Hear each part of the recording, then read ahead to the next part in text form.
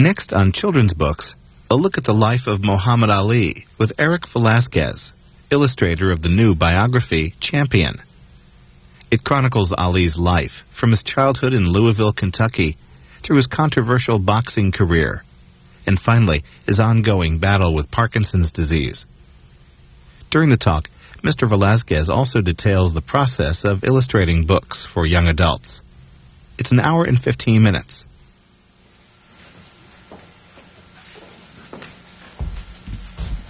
Good morning. My name is Mr. Corsetti, for those of you that don't know me. And first I want to take the opportunity to welcome you all. And this morning, Iona Grammar School is fortunate enough to have with us Mr. Eric Velasquez, the illustrator of Champion, the story of Muhammad Ali, written by Jim Haskins.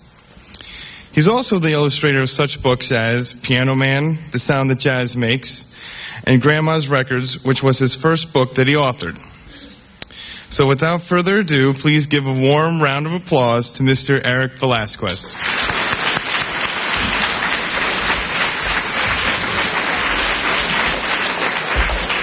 Thank you. And good morning, and it's nice to be here at the Iona Grammar School. Okay, before I tell you about Champion, I'd like to tell you a little about myself. Both my parents come from the island of Puerto Rico, and that's where, and they settled in Spanish Harlem, where I was born. Although my parents spoke English and watched English-speaking television, at home we spoke Spanish. And as a result, I spoke Spanish until the age of 5. In order to get me ready for school, my mother brought home picture books, which she would read to me. And soon I discovered that you could sometimes look at the pictures and tell what the story was by just looking at the images. This was like magic to me, and my fascination with illustration began at that point. Soon I began creating my own picture books. I would draw my own little stories based on the books. Then at about the age of 10 or so, we moved to Harlem, which was about 5 blocks away from Spanish Harlem, but it's a world apart. So around that time, as I discovered comic books. Now, as I mentioned earlier, I did start speaking English at a late age. So as a result, my reading levels were always low. So as I continued to read comic books, like one summer in particular, my reading levels jumped 2 grades. So when I took the reading comprehension test in school, the teachers thought that I might have been cheating, so they gave me the test a second time. And of course, I scored higher the second time around. As a result, comic books became a big part of my life. I began reading them a lot, and I started to draw my own draw my own stories based on my friends and movies that my father would take me to. I just was, having a ball at that point. Up until the time I was a senior in high school, I wanted to be a comic book artist. But when I was a senior, that's when I was introduced to oil painting at the High School of Art and Design by 2 wonderful teachers, Max Ginsberg and Erwin Greenberg. I then attended college at the School of Visual Arts, where I continued to develop my painting technique. I began my career as an illustrator right after receiving my BFA from the School of Visual Arts. And for the first 12 years of my career, I concentrated mostly on doing book covers and chapter books. Then I got a chance to illustrate my first picture book, The Piano Man, for Walker & Company. The experience of creating the images for The Piano Man reminded me of my childhood when I would create my own comic books. I loved it. So after completing my 4th picture book, Grandma's Records, which I wrote and is based on my summers with my grandmother in Spanish Harlem, Walker & Company asked me if I would be interested in illustrating Champion, the story of Muhammad Ali. I immediately became excited at the idea of illustrating the life of a real live hero. Once I heard that the text was being written by Jim Haskins, I jumped to say yes. At the time, my editors, Emily Easton and Tim Travaglini, were not aware that I had always admired Muhammad Ali. His razzle-dazzle style of boxing was magical to me.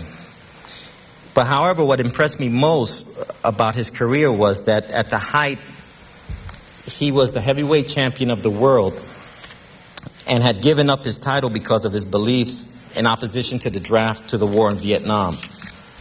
Ali would be willing to go to jail rather than compromise his belief.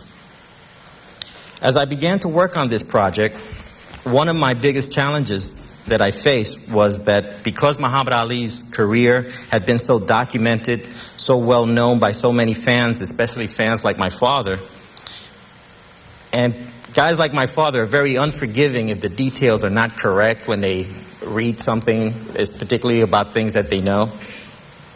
It became essential that every detail in Ali's life and fighting career be authentic. My dad has always been a boxing fan, so from an early age I was familiar with most boxers, including Muhammad Ali. And although I'm a little too young to remember the first Cassius Clay versus Sonny Liston fight, I remember going to my elementary school library to find pictures of the fight that my dad called one of the greatest fights he had ever seen in his life. I remember finding the book with the photos in it and seeing the photos of Ali proclaiming himself the king of the world after he beat Sonny Liston. And the photos seemed frightening and chaotic, but I couldn't stop looking at them. I was captivated. More than 30 years later, I would be looking at the very same photos as part of my research for this project. I did more research for this book than any other. I borrowed photos from the New York Public Library picture collection. I purchased 6 books on Muhammad Ali. Prior to starting the project, I read the book King of the World by David Remnick, which my editor Tim Travaglini sent me, along with a video called Fighter of the Century. I also watched the film The Greatest, starring Muhammad Ali, the Fox film Ali, an American Hero, not to mention the documentaries When We Were Kings, Ali versus Frazier, in addition to the hours of fight footage that I taped off at ESPN that I ran continuously in my studio while working on this project. Reference is something you can never have too much of when you're working on these projects. Oh, and incidentally, the Will Smith movie, Ali, was still in production while I was working on this, so I didn't have the opportunity to see that. So, before we go any further, now I think at this point I'd like to show you how everything gets started.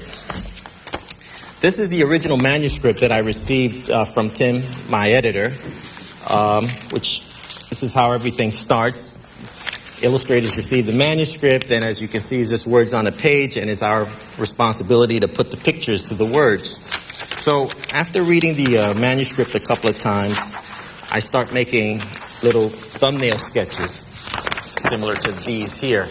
I make hundreds of sketches like this, which kind of map the way for me later on as I start developing the story visually. From that point, I take my favorite thumbnail sketches and I create this, which is called a book dummy. Now in the book dummy, what I do is I take the manuscript, I cut it up, sometimes I blow up the words to suit my needs, and I paste them down and I draw out what, the images the way I want them to be presented in the final. And sometimes it changes from this point to the finish, but sometimes they're pretty faithful, as you can see by just comparing to the boards. But this is probably the most fun for me, because it's just like when I used to do my comic books at home. And any one of you that are interested in making your own books at home, this is very simple to do. You just take paper and you fold it, paste it together, take your words, you cut it out, paste it down, and you're telling a story. And this is my dummy book, as you can see. There's the prayer scene, as you'll see later in my slide presentation. how close this is from like the initial idea to the finish. And then there were other times where the ideas just didn't work. Like, for instance, there's this scene, which my editor felt was not appropriate for this project. So it was changed. And actually, when I changed it, it was a better image. So my editor was right. Okay, so after the dummy is done, I draw the pieces up on a large sheet of paper, and prior to painting, I do these color sketches. And the purpose of the color sketch is to make sure that the colors all work well together, and to avoid any surprises later, and it also cuts down on time. But the color sketch is also fun to do. That's the color sketch for the cover, which you see there, done on tracing paper. There's a color sketch for every page in the book. So we'll turn now to the slides. Okay, before I get started, I draw out everything on a large sheet of paper like I mentioned, and it looks something like this. This is the cover before I started to paint on it. I draw it out on in pencil on watercolor paper, a heavyweight watercolor paper. That's a picture of me working in my studio that my wife took, just to give you guys an idea, you know, what my studio looks like and what I look like while I'm working. That's my wall stick. The image that's on the easel is from my book, Grandma's Records, that I did prior to doing the Champion book. That's my palette. That drawer contains, I don't know, hundreds of tubes of paint, and I lay them out in no particular order on my palette, but by mixing the colors together, I can create any color that I want. And you can also see my brushes. That's just a portion of the brushes. I own hundreds and hundreds of brushes. But that's my palette. Okay. This is the image for the end papers, and this is what it looked like before I painted it as well. Okay. And this is what the finish looked like. The end papers, for the end papers, I wanted something that just represented maybe an old boxing gym, maybe the same gym where Muhammad Ali used to practice before his big fight with Sonny Liston for the championship of the world. So I wanted the poster to kind of echo the idea of the fight that's coming in the book as you read the book. And the gloves, you know, maybe represent, you know, the old pair of gloves, the same gloves that Muhammad Ali used to fight Sonny Liston. Actually, those are the, I used photos of the fight, so that's the color of the gloves that he did fight Sonny Liston with. Okay. Okay, that's the title page of the book. And for here, I had to do, as part of my research, the trunks that Ali used when he was still called Cassius Clay, when he fought Sonny Liston, were those trunks right there with the black band and the red stripe down the side. I had to look through tons of reference to find the color reference, since back then most of the photographs were in black and white.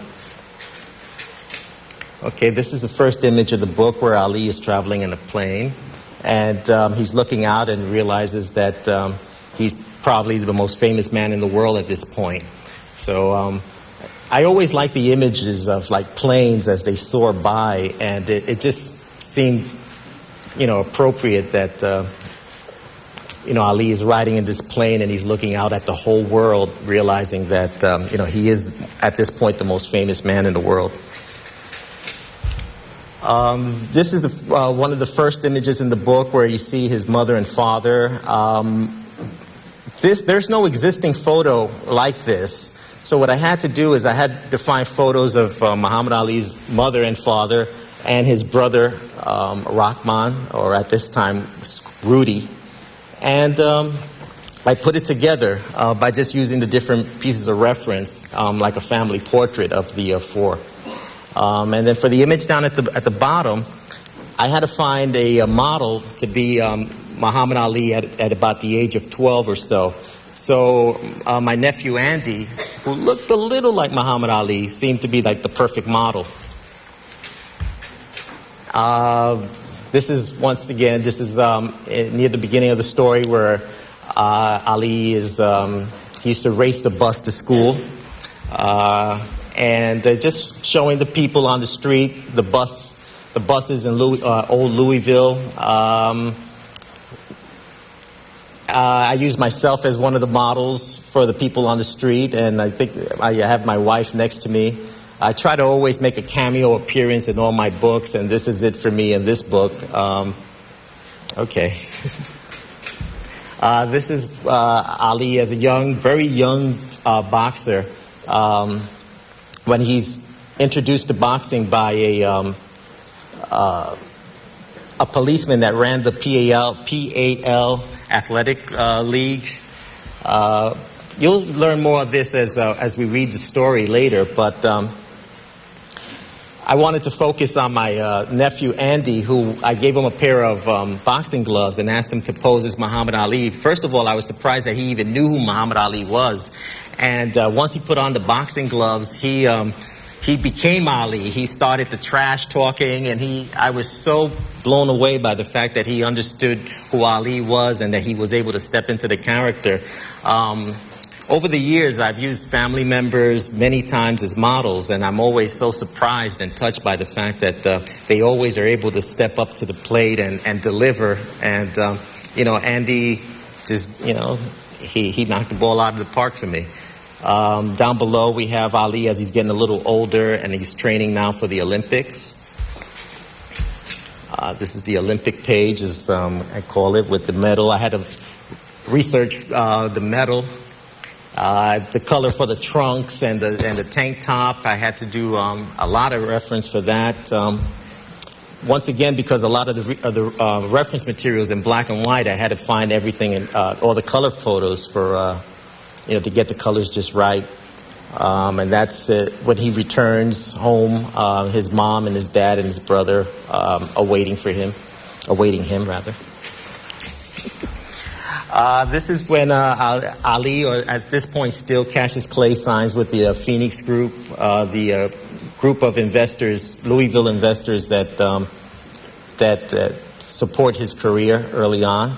And I also found a photo of his tour bus, which I always found very interesting because of all the colors there. So I put that in there as well.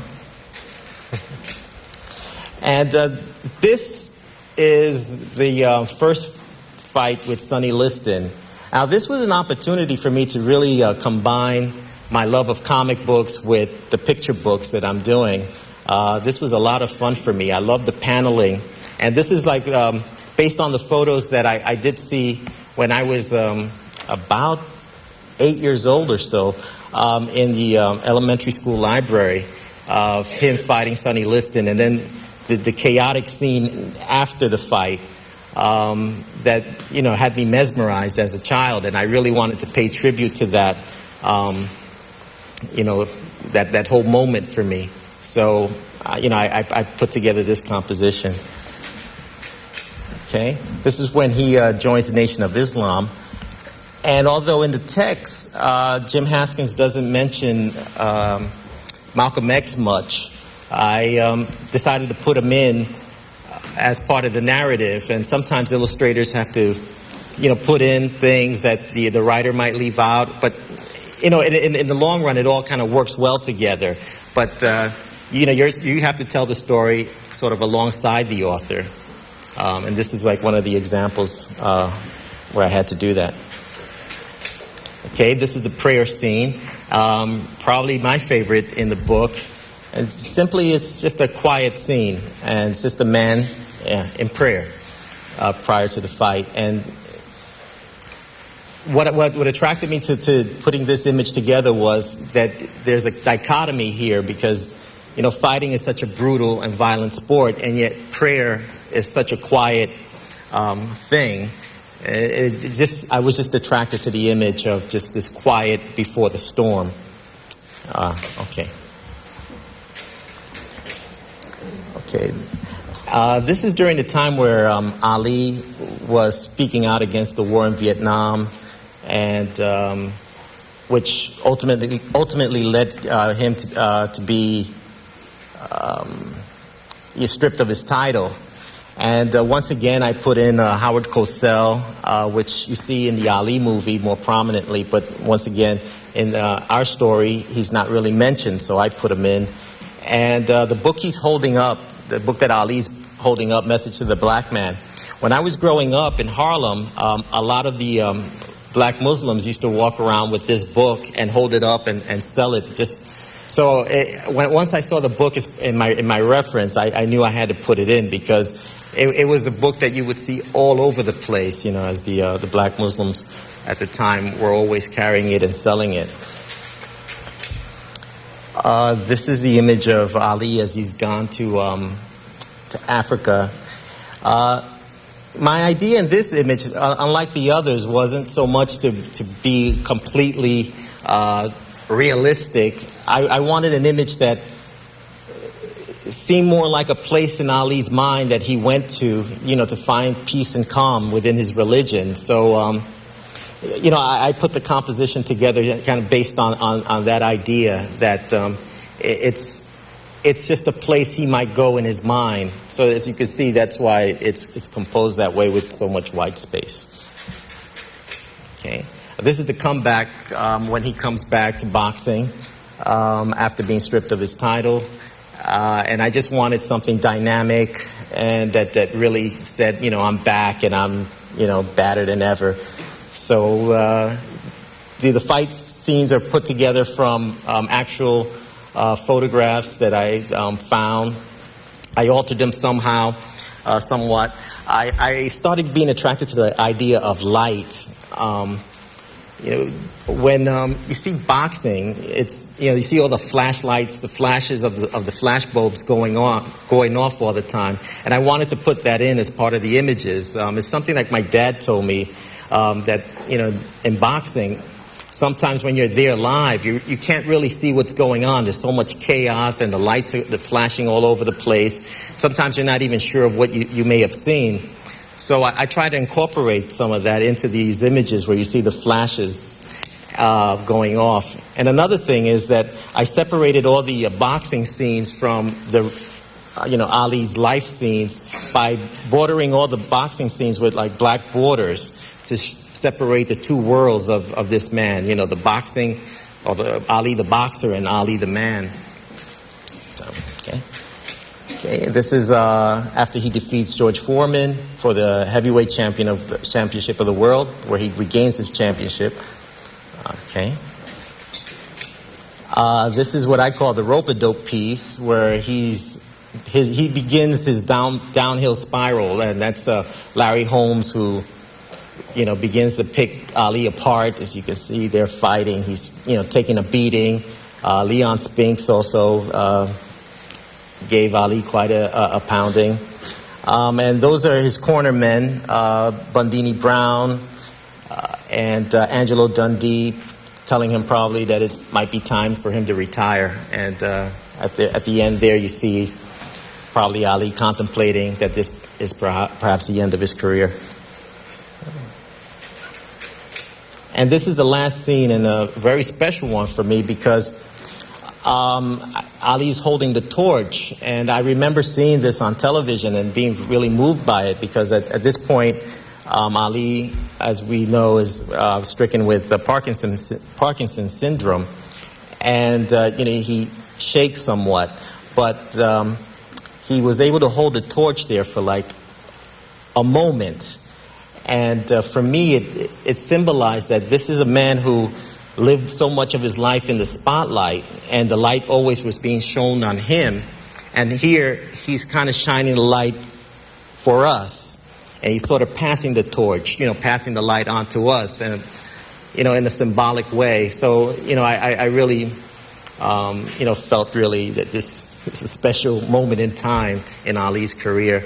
And over here also is an image of his wife, Lonnie, and their son that they adopted. His name Tim is not going to help me. Okay.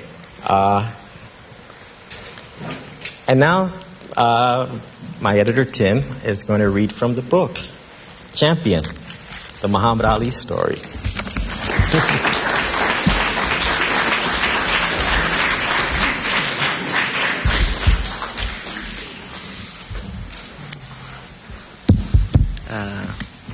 You'll have to forgive me. In the book, we inserted a few of Ali's own words, and there's no way I'll do justice to that, but I'll do my best. Muhammad Ali was riding in an airplane one time. Although he didn't like flying, he realized it gave him a special view of the world. He looked out the window and down to the earth below him. I could hitchhike around the world, he thought. No matter where he was, someone would know him. Someone would feed him. Someone would give him a place to sleep. He was probably the most famous person alive. He was the heavyweight boxing champion of the world. Some said he was the greatest boxer in history. Everyone said he was the fastest. He was more than that. He was a new kind of boxer. He lived a clean life and had never been in jail. He was deeply religious. He did not like to hurt anybody. He had helped change the image of professional boxing from a brutal pastime to a widely popular sport. He had also shown the world that he could be true to himself and his beliefs and still be a winner.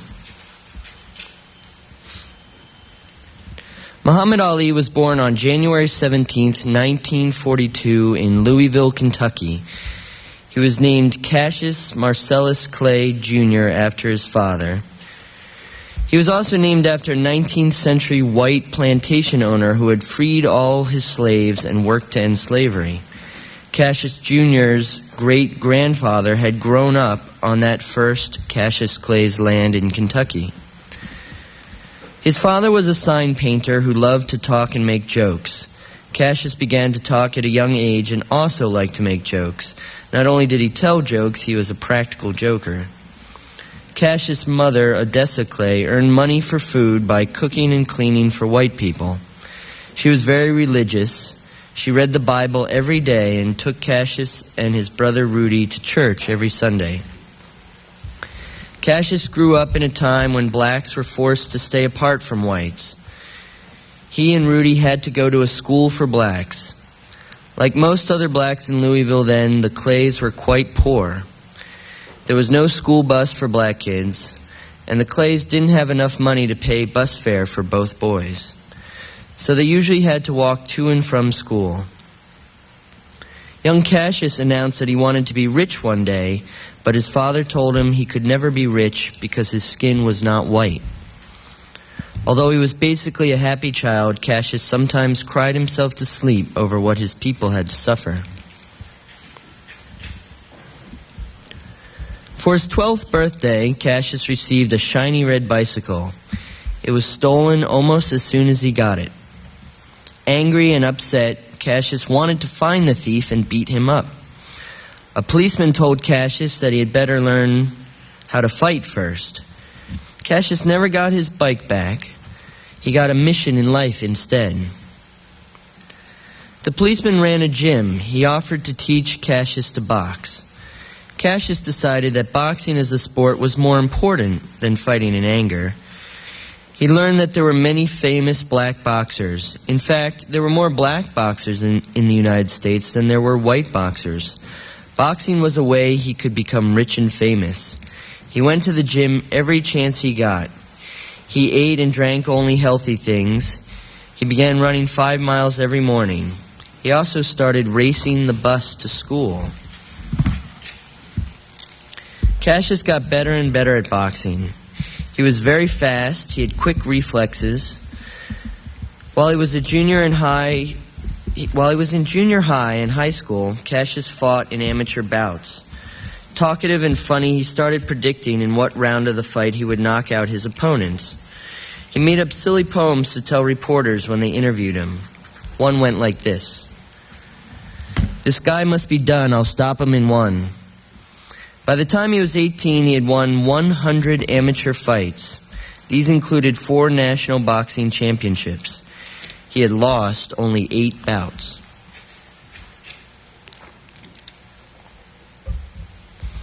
In 1960, the Summer Olympics were held in Rome, Italy.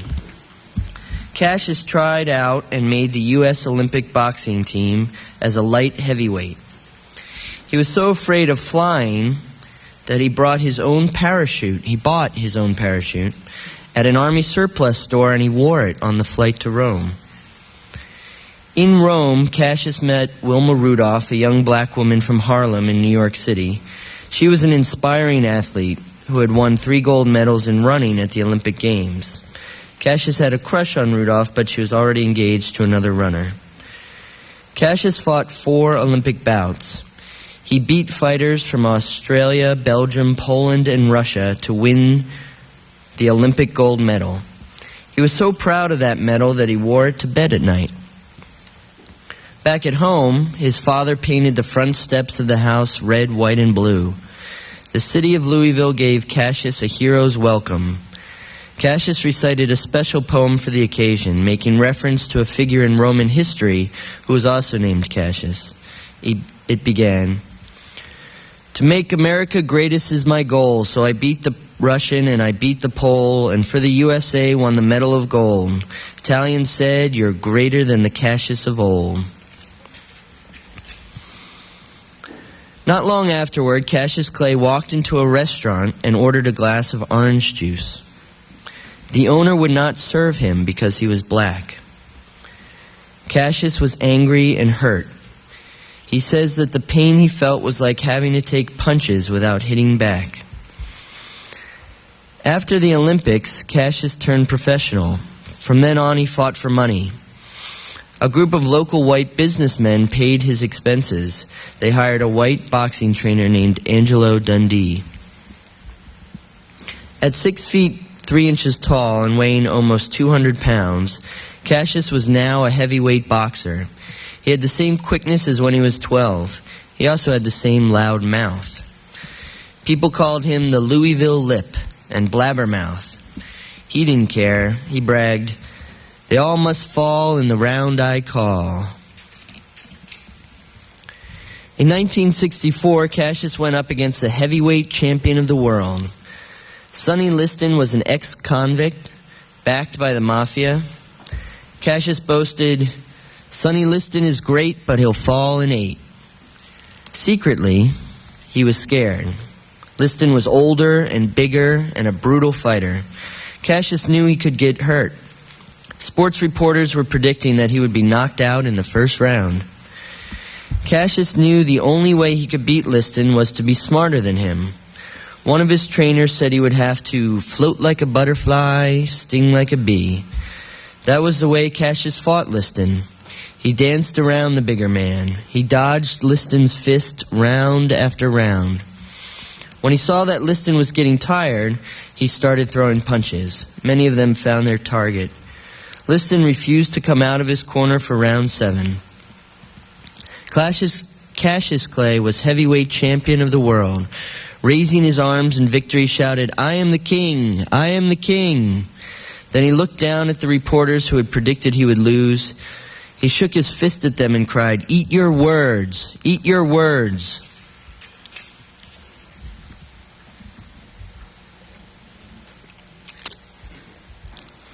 The day after he beat Sonny Liston, Cassius Clay made a surprising announcement. He was no longer a Christian. He was now a member of the Nation of Islam, also known as the Black Muslims. The Nation was a militant black organization that not only taught blacks to be proud of themselves, but also preached that they should keep themselves separate from whites. It claimed to follow the beliefs of the world religion of Islam, although Islam does not preach racial separation. Followers of Islam who are called Muslims worship God and call him Allah. Cassius had been interested in the black Muslims since high school. He admired Elijah Muhammad, their leader, and Malcolm X, the minister whose fiery speeches had attracted many new members to the nation. Black Muslims often took new names to honor their Muslim faith. or as a sign that they rejected their place in white American society. Some, like Malcolm X, used an X for their last name. Cassius Clay took a whole new Islamic name, Muhammad Ali. Like Muslims all over the world, Muhammad Ali prayed to Allah 5 times a day. He also prayed in the boxing ring before every bout. He attended Nation of Islam temples and world Muslim mosques wherever he could find them. He married a Muslim woman. He did not have to change his habits of eating a healthy diet and being clean. He had always lived that way, especially since he had started boxing. Officials of the nation took over management of his boxing career, but Ali kept his white trainer, Angelo Dundee. Over the next 2 years, Muhammad Ali defended his world title several times, fighting British, German, Canadian, and American opponents, including a rematch with Sonny Liston. He was at the top of his form, and he kept the world heavyweight title for a total of 3 years. There's no telling how long he would have remained champion.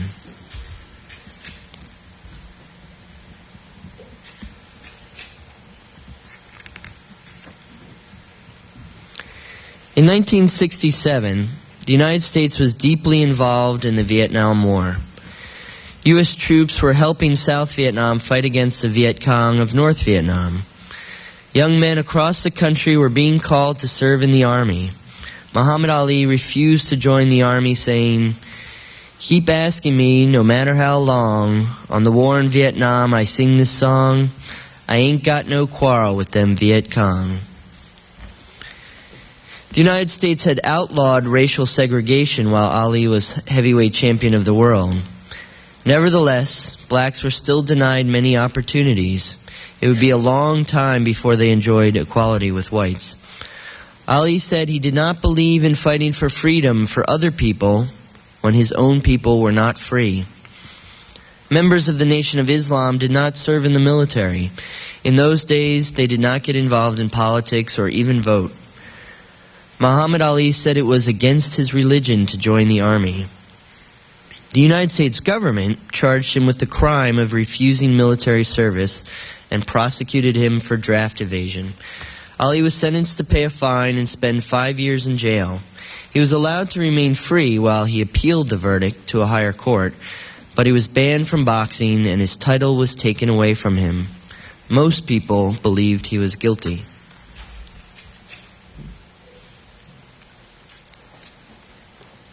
The ban was a terrible blow to Muhammad Ali's career.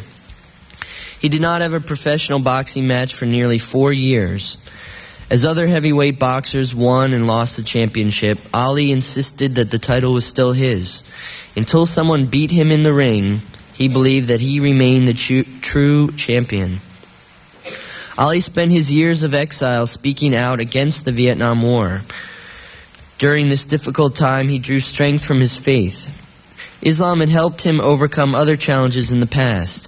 It helped him conquer his fear of flying and had enabled him to take his first trip to Africa, where there are many Muslims. Ali learned that unlike the Nation of Islam, world Islam is not anti-white. All true believers are accepted. As had Malcolm X before him, he would one day break away from the radical Nation of Islam and devote himself to world Islam. Eventually, the Supreme Court, the highest court in the land, recognized Ali's devotion to his faith and ruled that he had been treated unfairly. American citizens have the right to refuse military service because of their religion. Ali did not have to pay a fine or go to jail.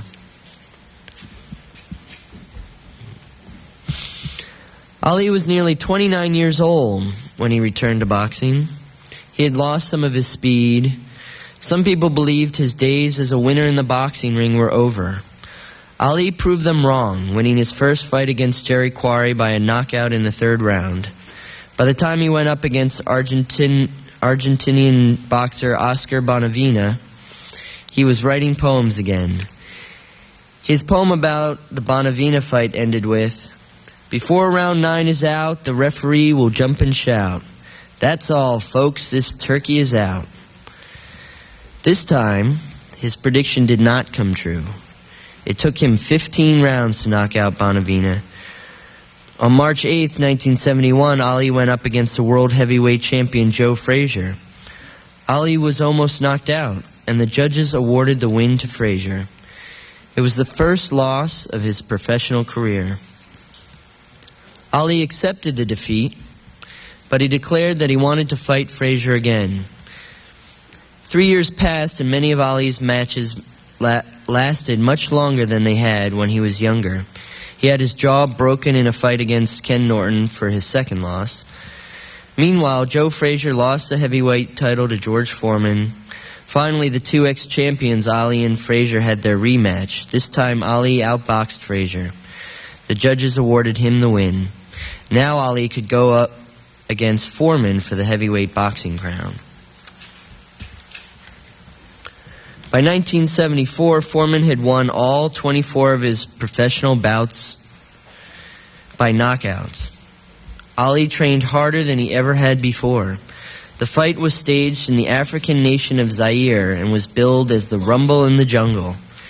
It was a proud moment for all of Black Africa, which was fighting against white South Africa's support of racism. Ali hoped it would be a proud moment for him. He knew it was going to be a tough fight. Foreman was younger and stronger. Nevertheless, Ali was faster and more experienced. He knocked down Foreman in the 8th round, and the referee counted him out. After 7 long years, Muhammad Ali had won his title back. During those years, Ali had also won respect. Most Americans had come to believe that the United States was wrong to fight in Vietnam. They admired Ali for standing up to the government. They also understood that he was sincere in his religious faith. He had not tried to escape from the draft by using religion as an excuse.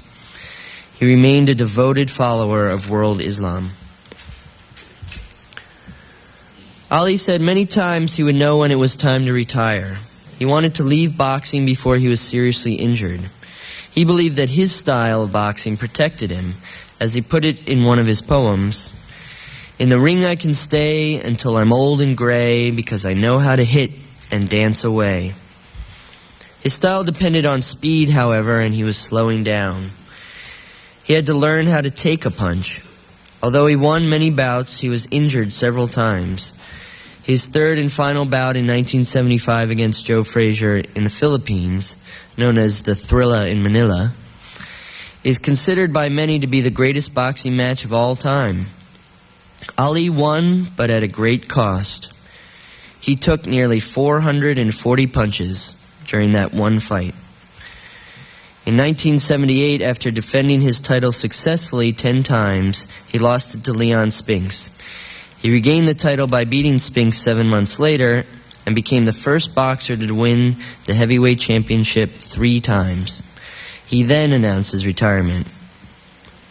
Sadly, against the wishes of his friends and family, he returned to the ring for 2 more bouts in 1980, 1981, and lost both. At 39 years old, he was beginning to suffer from brain damage. He looked the same, but he sometimes had trouble speaking. His reflexes were slowing and his movements could be stiff. Boxing had given him an incurable condition called Parkinson's syndrome. It does not threaten his life or affect his intelligence, but it does steadily erode his control over his own body.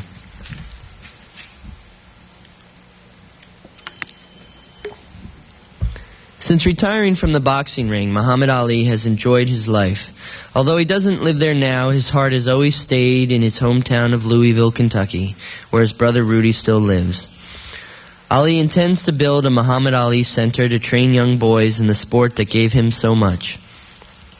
Ali is close to his 4th wife, Lonnie, and to his 9 children.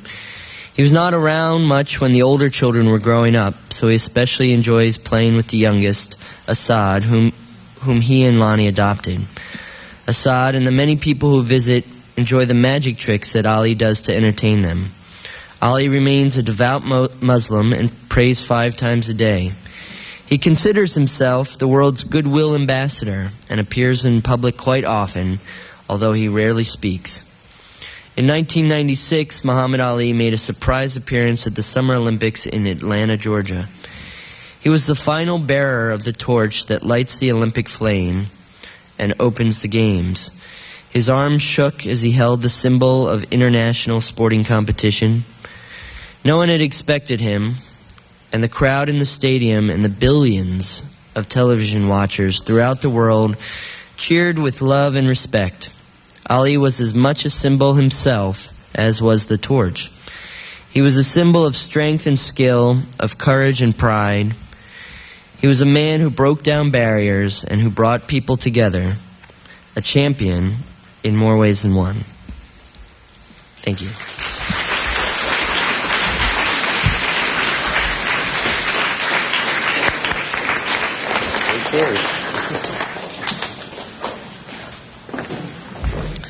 Okay, well, thank you, Tim, for reading the book. At this point, I'm going to ask if there are any questions. You have to go to the mic and then ask.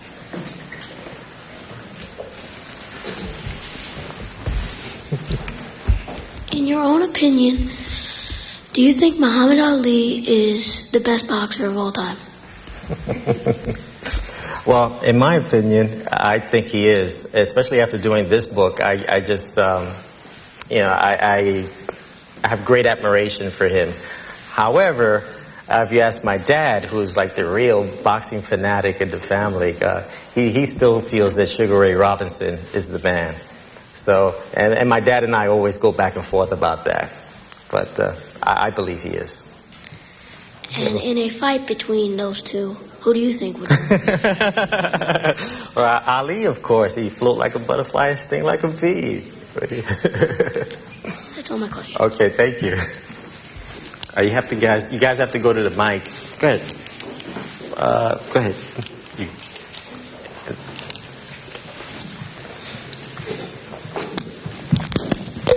Do you plan on illustrating another book about Muhammad Ali in the future? Another book on Muhammad Ali? Unless you write it. No,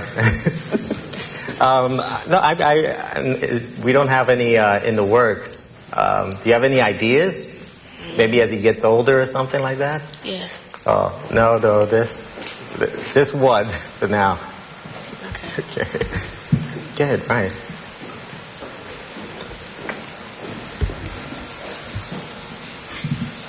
What book was the most fun for you that you illustrated? The most fun? Well, I would say Champion, only in that I'm getting closer and closer to combining my love of comic books with, my love of picture books. I did write Grandma's Records and illustrated that, and that was a lot of fun. But it was very difficult because I had to deal with it as though someone else wrote it, and it's just a whole other sensibility. This one was just pure fun. A lot of agony, but a lot of fun. Are you going to do a comic book ever? Did you ask me that before? No.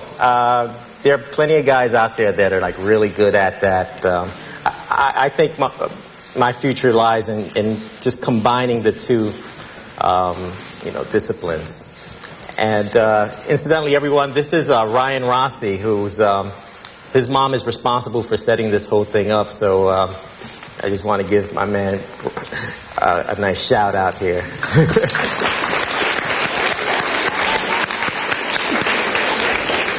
Okay.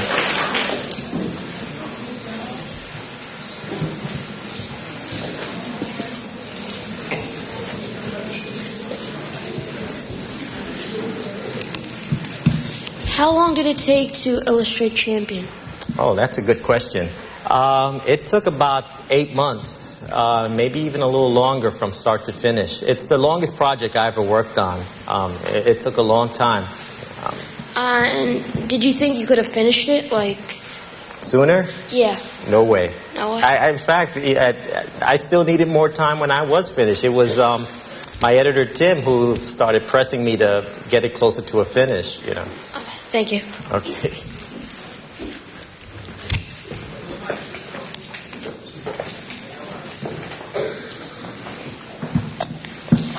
Did you ever actually meet Muhammad Ali? No, we were trying to set something up, but he was contracted through the movie that was in production at the time to appear only in conjunction with the film. So it kind of X'd us out of the deal. But we really wanted to meet him. And I had a lot of questions for him. I still expect someday to meet him, but not yet. Okay. Anyone in the back? Oh, okay. You said that you got into illustrating from the storybooks that your mother read you and comics that you read. Is there anything in particular that you kind of developed a technique from, or any particular artist? Oh, yeah, definitely. From the comic books, the paneling, I love that stuff, because it moves the story along. And that's what I felt was missing from picture books. In picture books, usually it's just one image per page. And I felt that, the panels that you see in comic books are almost more natural and more movie-like. And I'm a big movie fan. So, hopefully I've answered your question. Thanks. How did you come to admire Muhammad Ali? Well, the thing is that, Muhammad Ali was always there. From early on, I've always heard his name, when it was still Cassius Clay, since my dad was always watching the fights on television. Back then, they were on a Wide World of Sports, so it's not like today that you have to do pay-per-view and all that. The fights were always on television. Either Wide World of Sports would show them later, but there was never a time in my life when I wasn't aware of, Muhammad Ali or Cassius Clay, because of my dad. And did you learn anything new when you're doing the project? Oh, yeah. I have just a greater and deeper respect for the man now. More than just, I see him as more than just a boxer. In fact, I see him more as a hero, a champion, than I do just a boxer. So. Do you think anyone would fight like Muhammad Ali in the future? Well, Sugar Ray Leonard came pretty close to getting that style down, but he sort of fell short. But I'm hoping, he made the sport really exciting, with his whole razzle-dazzle, style and all the trash talk. I mean, you realize that he's sort of the father of trash talk. Like when you see The Rock and those other wrestlers do that today, that's all from Muhammad Ali, so... My grandfather is, he used to be a fan of Muhammad Ali, but now he's a fan of Felix Trinidad. Who do you think is the best boxer right now? Wow, right now. Well, I too like Felix Trinidad. He's from the part of Puerto Rico that my father's from. So I've been watching his career pretty closely. So I guess Trinidad and, and I still have some hopes for Tyson if he ever decides to come back or, can get his act together. But, I'm always looking for whoever's on the horizon, someone new. I'm from Puerto Rico, too. What part of Puerto Rico were your parents born in? Okay, that's a great question. Fajardo, Puerto Rico. My father's from there. And my mother's from Santurce, my grandmother as well. Most of my family's from San Juan. San Juan? Well, Santurce is pretty close to San Juan, yeah. So, do you speak Spanish? No. Oh, well, you should learn. You should learn. Thank you. Do you enjoy writing or illustrating books better? I think I prefer the illustrating more than writing. My approach to writing is so much like illustrating. I have to write stuff out, and then I write it over again and over and over again. It's not something I do as well as drawing. It just flows easier to just draw it out for me. Oh. As a kid, what was the first thing you wrote about? Well, at first, I would retell the stories in the picture books that my mom would bring home. The one that was my favorite was one called The Lollipop Party. And, I made my own version. It was like the ice cream party. It changed. There's this snow ice. It's like a snow cone. We call it piragua, so it was like the piragua party. And then after that, I started doing my own comic books, and those were based on the exploits of my friends and cousins when we went to a junior high school together and got into all sorts of trouble. So I started documenting that in this series that I created called The Sunshine Boys of Joan of Arc Junior High School 118. So those were the stories. What's the hardest part of writing for you? All of it. The easiest, I'll start with that. The easiest is coming up with the story. But like I said, I write things out the first time out, and then I rewrite it, and then rewrite it, and get it, so getting it just right so it sounds right to me probably is the hardest. So it takes me a lot of time, to kind of rewrite things and get it, to sound just right. But the story part, that comes, instantly. Making up the story has always been easy for me. I think because I've always, looked at film and read so many comic books. So. What age were you again when you started actually drawing and writing? Well, I started drawing at an early age. At about 4 or 5 years old, I was already drawing. Once I started, seeing the picture books that my mom brought home. So I was always scribbling and drawing. Now, don't get the idea that my drawings look like, Michelangelo. It were really crude drawings. It wasn't until later that I started developing, a more realistic style. And what age did you start really getting good? About 11 or 12, I would say. Yeah. At one point, I was like the most famous artist in the school when I started doing my little series based on my cousins and I in junior high school. But then I went to the High School of Art and Design, and everybody there was better than me. So, it was a little devastating, but eventually, I snapped out of it and started picking up some steam. Okay. Thanks. What's your favorite book or comic book series? The Green Arrow, Green Lantern series, back when Neil Adams was doing it. I don't know if you're a comic book fan or you remember Neil Adams' work at all. No, but Neil Adams had a way of drawing comic books. He was his style was really realistic, more so than the other guys, like Sal Buscema maybe. So I started following Neil Adams' career. So whatever he would put out, I would buy that. Like when he did the X-Men, I bought that entire series. Another comic book series that I followed was The Spirit by Will Eisner, because his storytelling seemed so much like watching a movie that I was drawn to that. So I started collecting, the Spirit comic books as well, which were they were black and white, printed in black and white. Okay. In those times when Muhammad Ali had lost and he got really injured, and sometimes if he got injured badly, in your opinion, do you think he may have felt like trying another match, or just felt like he was just going to stop, but then the thought probably came back about doing another match? Okay, you said a lot there. Was the question if he should have stopped sooner or continued fighting? Is that? Yeah. I'm of the belief that he should have stopped sooner than when he did. And, probably the Muhammad Ali that you would know today would be a whole lot different than the one that, is out there now. Are you going to write another book? And if you are, what's it going to be about? Yes, I'm in the process of writing another book. It's actually a prequel to Grandma's Records. But it's a slow process for me, and I'm also working on other books that I'm illustrating.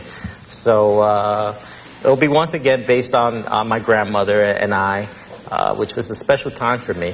So, look for it maybe in 2-3 years. Okay. Okay. Do you consider the boxers of Muhammad Ali's time better than the boxers today? That's a tricky question. Because when I started watching all the fight footage, I noticed that the action seemed a lot slower at times than the action that we're used to today. And unless, I guess, you put those, the two boxers, like let's say someone like, like Mike Tyson in the ring with someone, such as Muhammad Ali, you really won't know. But there was a magic in the older boxers that the younger boxers don't seem to capture. But yeah, unless you see the fight, you really can't tell. That's the way I feel about it. Go ahead. How was it where you used to live? How was it? Yeah, in Spanish Harlem. How was it? It was great. Spanish Harlem is a community, a lot of stores, a lot of people. Everyone sort of knows each other. Most of the people in Spanish Harlem, the part that I grew up in, 115th Street, Madison Avenue, they're all from Puerto Rico, the same part of Puerto Rico, so a lot of them know each other, going way back. I mean, it was a great place. Harlem, also a great place. It's very different, for us, because we were sort of the outsiders, and we gradually, assimilated into that community. Did that answer your question? Yep. Okay. Thank you. Were you ever at any boxing matches? Me? Yeah. No. I think in my whole life I probably had maybe just one big fight in 6th grade, and it wasn't even much of a fight. We just rolled around the playground all over the place until the principal came out and separated us. Okay. I'm a lover, not a fighter. Were you born with the talent to draw, or did you get taught to draw? I was not born drawing at all. Like I said, although I loved to draw, it didn't really look like much. It was through actually good teachers and, trying to, copying things out of books and magazines that I really got better. But, I was not born, drawing, not at all. And what did you major in college? Illustration, yeah. Do you admire any other people like Muhammad Ali? Do I admire? Yeah, any other people like Muhammad Ali? Any other people? Tons of people. But most of the people I admire tend to be people in the arts. Either jazz musicians or other artists. I think Muhammad Ali is probably like the only real sports figure that's in my list. And that's probably what surprised my editors so much. They weren't aware that I was into Muhammad Ali at all, because I'm always talking about jazz, I'm talking about art all the time, and I don't really talk much about sports. Oh, okay. I have 2 questions. My first one is, what made Muhammad Ali change his religion? If you saw the movies, he came in contact with Malcolm X early on when he was still in Miami prior to the Sonny Liston fight. And he listened to Malcolm's speeches that he would give at the local mosque. And I guess, he liked what he heard. And he was drawn to, the whole idea of, the Nation of Islam at that time. But you got to understand that the context in which all that happened was, there was a lot of racism in America at the time, a lot of suffering, so you can almost understand why at that time, someone might be drawn to the messages in Malcolm X's speeches. And second question is, do you know what Muhammad Ali's record was when he lost to Joe Frazier? Do you know how many fights he won? I would defer to Tim for that one. When we were working on the project, we were like Muhammad Ali experts, but I've since illustrated another book, and I'm currently working on another, so, it starts to fade in your mind. You should have caught us about 6 or 7 months ago. Sorry. Have you illustrated any book covers that you haven't written for, like you were involved with the book, just the book cover? Well, are you asking about the book covers that I did? Yeah, the title page. Yeah, I did. I pretty much did like 300 images before I started doing before I even did my first picture book. I don't know if you're familiar with the Encyclopedia Brown series. I did all the book covers for that. I've done book covers on just about every topic. Journey to Joburg, Chain of Fire, or 2 of the more popular books that I've did the cover and some interior illustrations for. Tons of stuff. Amazon.com. Just punch my name in, it'll all come up. Most of it, at least. Is that it? Okay. I want to thank you for being a great audience. buckle. Eric Velasquez is the illustrator of Champion, the story of Muhammad Ali. It's published by Walker & Company, online at walkerbooks.com. Next week on Children's Books, Anna Harwell Chalenza tells the story behind